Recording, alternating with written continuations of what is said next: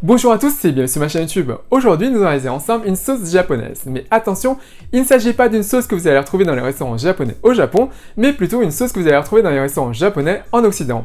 Cette sauce a une texture de mayonnaise, piquante et de couleur orange. Elle est vraiment délicieuse. Et on la retrouve notamment dans certains California Rolls. Et vous allez voir, c'est super simple à faire. Et sinon, pour la recette, c'est tout de suite. Pour cette recette, vous aurez besoin d'un œuf, 180 ml d'huile neutre, 25 ml de bouillon d'ashi, 3 cuillères à soupe de sriracha, 1 cuillère à soupe de vinaigre de brie, une demi-cuillère à soupe de jus de citron, 1 cuillère à café de moutarde, 1 cuillère à café de sucre et 1 demi-cuillère à café de sel. Dans un premier temps, prenez un bol, on va séparer le jaune de l'œuf du blanc.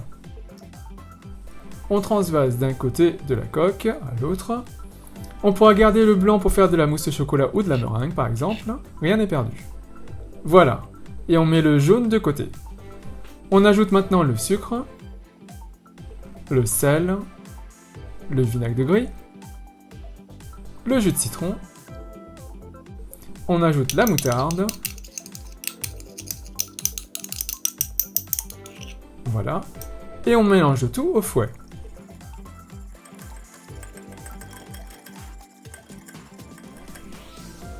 Une fois cela fait, on va ajouter l'huile petit à petit et fouetter le tout.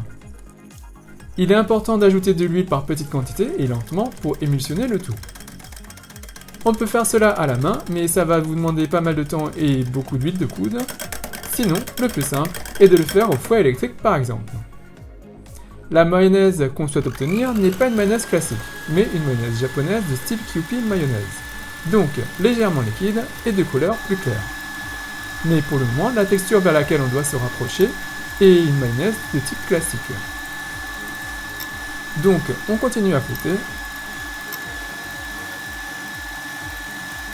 Si vous utilisez le batteur et que vous rajoutez l'huile, faites attention à ne pas en mettre partout. Et versez par petites quantités jusqu'à l'obtention d'une texture plus épaisse.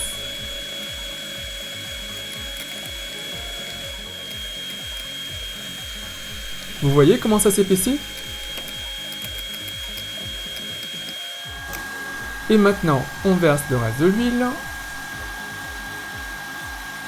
On continue à fouetter.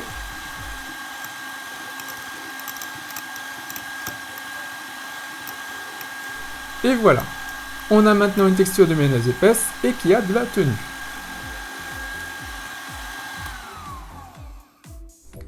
On ajoute maintenant le bouillon d'ashi. La mayonnaise va s'éclaircir avec le liquide et ça va devenir plus lisse et liquide.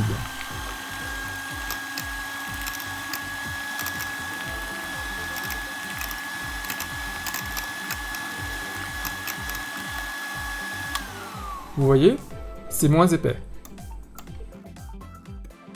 On a maintenant une Kewpie mayonnaise. On ajoute maintenant les 3 cuillères à soupe de sriracha.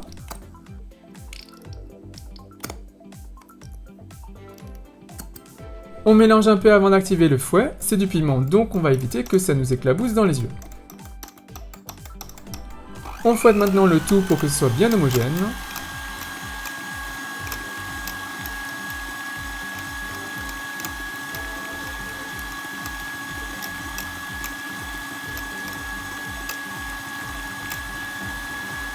Et voilà, votre sauce mayonnaise piquante est prête. Et pour info, ça se conserve 4 jours au réfrigérateur. Et maintenant, le petit test.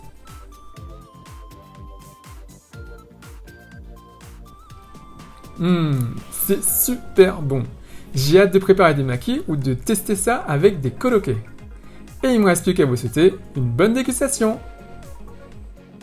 Donc voilà, j'espère que cette recette vous a plu, elle est vraiment simple à faire. Donc n'hésitez pas à réaliser cette sauce et à la mettre par exemple dans vos California Maki, California Rolls et vous allez voir, c'est juste délicieux. Et sinon, cette sauce s'accompagne également à tout type de friture. Si vous faites par exemple des poulets frits ou des nuggets, essayez cette sauce et vous allez voir, c'est génial. Et bien sûr, si vous aimez cette recette, n'hésitez pas à me laisser un commentaire juste en dessous, à me dire ce que vous en pensez. Avant de terminer, n'hésitez pas à cliquer sur la petite cloche pour être notifié de la mise en ligne de mes prochaines vidéos. Et comme d'habitude, si vous avez apprécié cette recette, si vous avez apprécié cette vidéo, n'hésitez pas à faire un big thumbs up, à liker la vidéo, à la partager autour de vous, à vous abonner à ma chaîne YouTube, à me suivre sur les comptes Twitter, Instagram et Facebook. Et moi je vous dis à très bientôt. Bye!